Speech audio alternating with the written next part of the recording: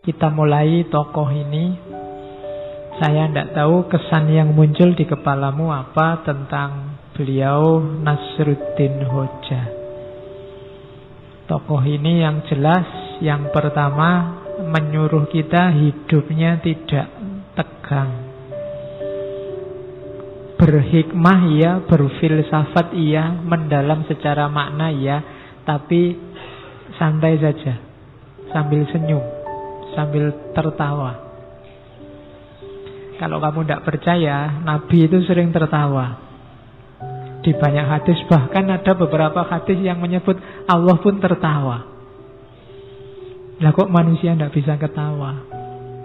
Ya meskipun istilah Allah tertawa itu kan nanti ada beda pendapat. Kalau di kita yang Sunni pokoknya bila kaifa, tapi Allah tertawa. Kan ada cerita Allah tertawa, misalnya besok ada laki-laki terakhir yang keluar dari neraka menuju surga. Mungkin dia lihat surga dari jauh terus tertarik. Ya Allah, mbok aku dekat saja sama surga sudah senang. Ya sudah mendekat. Ya Allah, saya nggak masuk juga tidak apa-apa, nongkrong di depannya aja senang. Ya sudah, silahkan nongkrong. Ya Allah, kok enak ya di dalam surga, mbok saya masuk di pinggir-pinggir juga tidak apa-apa. Ya monggo masuk itu. Dan Allah ketawa lihat orang ini. Lu Allah aja ketawa. Ada ceritanya, ada hadisnya. Apalagi Nabi banyak. Nabi itu wajahnya saja dilihat menyenangkan. Kalau dalam bahasa hadis, Nabi itu profilnya basam. Basam itu orang lihatnya seolah-olah Nabi itu senyum terus. Dilihatnya itu enak. Jadi sebelum Nabi ngomong, ketemu Nabi saja itu orang rasanya enak, kayak disenyumi terus. Kalau kalian kan mungkin ada di antara kita yang kebalikannya malahan. Nonton wajah itu pengen muntah. Ada yang gitu, nesunan, ngamuan, itu kan tidak enak. Kalau Nabi basam. Oke, kepada siapa saja. Makanya orang Islam harus bisa ketawa. Jangan ngamuk terus. Saya ngutip sedikit itu sebenarnya ada di pengantarnya Nasruddin Hoja. Saya lupa profesor yang nulis, tapi itu diambil dari kitabnya Abu Hayyan At-Tauhidi, Al-Bashair wa Dakhair. Jangan engkau jauhkan dirimu dari mendengar sesuatu tentang kejadian sederhana yang lucu-lucu. Jadi kalian nonton yang lucu-lucu tidak apa-apa, nonton komedi tidak apa-apa. Sebab termasuk juga yang lucu-lucu dalam hidupmu. Hidupmu itu lucu, banyak yang lucu. Cuma kamu membacanya terlalu serius. Sebab bila engkau tidak mau memperhatikannya, pemahamanmu akan picik dan watakmu menjadi kurang tanggap. Kalau kamu tidak bisa menangkap betapa lucunya hidupmu, katanya Abu Hayyan, kamu kurang peka terhadap hidupmu. Hidupmu itu lucu, ngapain kamu stres? Ngapain kamu sumpek? Itu lucu. Tidak lulus-lulus ujian, lucu. Ya kan? Kemudian apalah diputus pacar, jane ya lucu. Wong masih pacar aja diputus, kamu kok nangis sampai segitunya. Lah malah enak, kamu bisa nyari lagi, nambah pengalaman. Kalau kamu nangis itu jane ya lucu. Banyak yang lucu-lucu dalam, apalagi coba kamu baca peristiwa-peristiwa politik hari ini, itu jane lucu. Cuma barang lucu itu kamu kok ketemu malah marah. Harusnya kan ketawa. Tapi hari ini orang membacanya jadi marah-marah. Katanya Abu Hayyan bilang, kau tidak mampu menikmati segarnya komedi, segarnya humor, segara kelucuan, awan kelabu kehidupan yang serius bahkan menghancurkan dirimu. Wah, susah. Merengut terus juga hidupmu akan hancur. Tidak enak. Wong kita oleh Allah diizinkan, diberi kesempatan hidup di dunia ini kan untuk bahagia, untuk senang. Masa Allah nyuruh kita sumpek, nyuruh kita sengsara? Kan enggak. Gembiralah. Hidup ini menggembirakan. Jadi tertawalah. Ini filosofi yang dipakai oleh Abu Hayyan At-Tauhidi dan Nasruddin Hoja nanti gayanya semacam ini.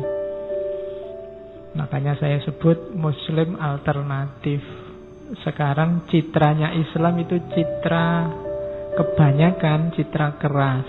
Ya meskipun itu salah, tapi ada indikator-indikator yang membuat orang menyimpulkan itu.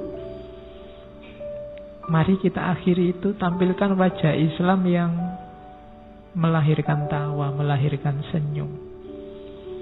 Kadang-kadang ada orang bikin komedi, bikin humor, kamunya serius. Betul.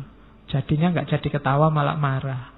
Akhirnya orang takut lagi ngomong yang lucu-lucu. Akhirnya ngomongnya serius terus. Akhirnya wajahnya kayak kalian kelihatan cepet tua kabeh.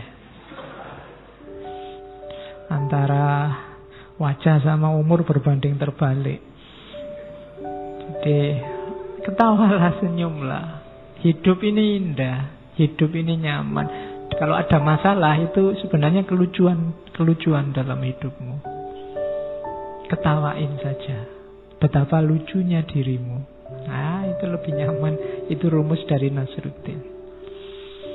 Dan Sufi juga, Nasruddin ini seorang Sufi juga banyak memfungsikan humor. Coba dilihat para Sufi, coba dilihat para ulama besar. Itu kan hidupnya serba senyum, banyak humornya.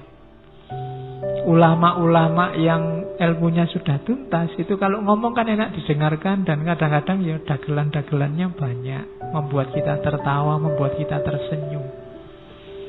Ini orang yang sudah luas sehingga bisa menerima apapun. Kemampuan menertawakan hidup itu tidak sembarangan.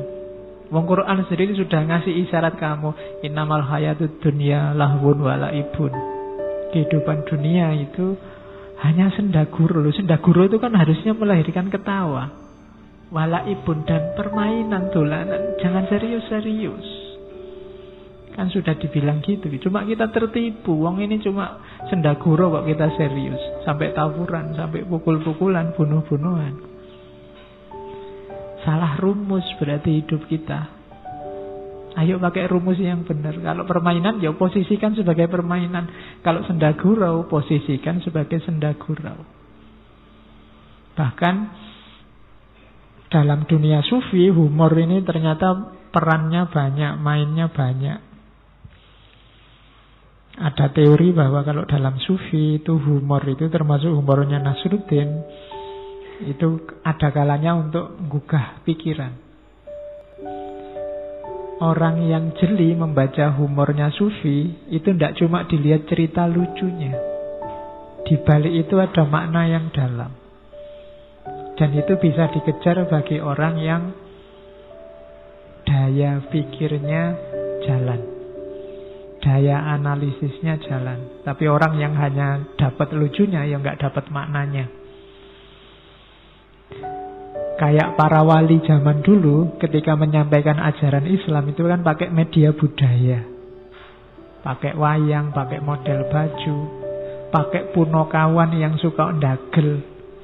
Itu kan media humor. Kalau para wali yang dalang, meskipun punokawan, meskipun ada Semar Bagongnya, ada limbuannya mungkin, tapi lucunya pasti ada maknanya.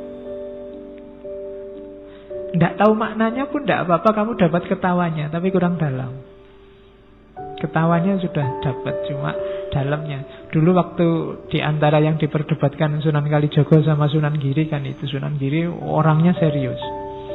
Kalau Sunan Kalijogo maunya, ya sudah kita ambil pelan-pelan. Lah nanti kalau umat tersesat, enggak kalau tersesat. Wong ini, umat Islam ini kan akalnya jalan. Lama-lama mereka juga ngerti rahasianya. Lama-lama juga mereka bisa belajar sendiri, tahu yang benar. Sekarang biar mereka tertarik dulu lah pakai media-media budaya, termasuk pakai humor.